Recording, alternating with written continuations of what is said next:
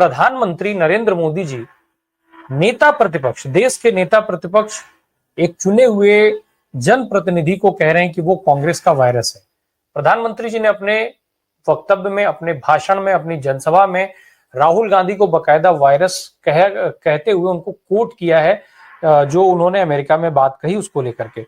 Sir, शुरुआत तो मैं इसमें आपसे ये समझना चाहता हूं कि भाषा की ये जो स्थिति है, एक चुने हुए जनप्रतिनिधि को वायरस कहना, उसको लेकर के जिस तरीके की भाषा भाजपा के तमाम नेताओं ने अब तक इस्तेमाल की है, क्या वो प्रधानमंत्री उसके आगे की कड़ी जो है वो प्रधानमंत्री ने दिखाई है? इसमें कुछ भी नया नहीं है राय साहब। अगर आप प्रधानमंत्री जी का पिछले 2 कार्यकाल देख लें तो ऐसी कोई शालीनता की कोई ऐसी सीमा नहीं बची जो उनको निकृष्टतम दर्जे पर ना लेकर के गई। वो चाहे चुनाव प्रचार की बात हो, चाहे वो सामान्य संवाद की बात हो, वो देश के अंदर हो, विदेश के अंदर हो, तो प्रधानमंत्री के तो 100 खून माफ हो। प्रधानमंत्री तो कुछ भी कर सकते हैं, कुछ भी कह सकते हैं। उसका कोई आधार हो या ना हो, उसकी कोई बहुत ज्यादा जरूरत नहीं है, क्योंकि सारे का सारा मीडिया जिस तरीके से पूंछ हिलाता है और उसी का महिमा मंडन में लग जाता है जो भी प्रधानमंत्री हो सकता है। जो वायरस कहा है, वायरस को ही बहुत बड़ा मास्टर स्ट्रोक बता दो। इनका कुछ नहीं पता, शर्मनिरपेक्षता की वो हदें पार कर चुके हैं ये लोग। अब समस्या क्या है राय साहब कि देखिए, जो लोकतंत्र की जो बेसिक बुनियाद है ना, वो एक स्वस्थ लोकतंत्र में प्रतिस्पर्धा होती है। आप मेरे से उसमें अच्छे तरीके से कंपीट कर रहे हैं, मेरिट्स पे कंपीट कर रहे हैं, गवर्नेंस पे कंपीट कर रहे हैं, विजन पे कंपीट कर रहे हैं, डिलीवरी पे कंपीट कर रहे हैं। वो स्थिति तो बची नहीं। इनकी ट्रेनिंग में गवर्नेंस का जी भी नहीं समझाया जाता इनको, पूरी आरएसएस में किसी को नहीं पता। तो इनकी क्या है कि केवल और केवल निकृष्ट दर्जे के संवाद, घटिया इस तरह के आरोप और लांछन। आपने याद, आपको चुनाव में क्या कहते थे कि आपके घर में 2 भैंस होंगे तो 1 भैंस छीन ले जाएंगे, मंगलसूत्र छीनकर मुसलमानों को दे देंगे। कहां लिखा हुआ था ये? मतलब कोई तो हद होती होगी ना, कि कोई झूठ की, फरेब की, मक्कारी की कहां से आई वो चीज? और वो सारा मीडिया उसको दिखा रहा है, और उसके जरिए एक हिंदू मुस्लिम का वर्टिकल डिवीजन खड़ा करने की कोशिश तब भी की गई। जम्मू कश्मीर के अंदर राहुल गांधी को वायरस कहना, अमेरिका में क्या बोल दिया राहुल गांधी ने? कुछ झूठ बोला है, कुछ गलत कहा है, मेरिट में बात कर ले, करें बहस। सवाल ये नहीं है राय साहब, सवाल कुछ और है। जो पिछले 10 दिन से, जब से राहुल गांधी यूएस गए थे और जिस तरीके से इंटरनेशनल मीडिया में उनको ट्रैक्शन मिली, जो आपने कहा, और उसके बाद जो इनकी जो बंद मुट्ठी थी, जो ये अपने मीडिया के थ्रू जिसको प्रचार करते फिरते हैं विश्व गुरु का, वो मुट्ठी एक्चुअली खुल गई।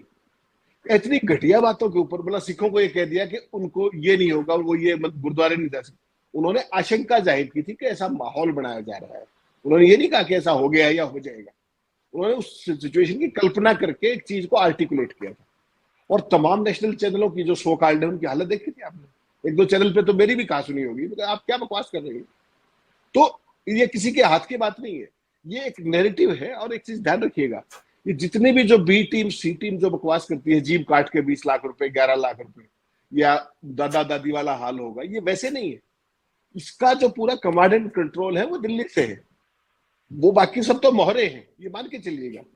इस भारतीय जनता पार्टी में मोदी उनकी आईटी सेल के इशारे के बिना परिंदा भी पर नहीं मारता है, खासतौर पर राहुल गांधी को लेकर के।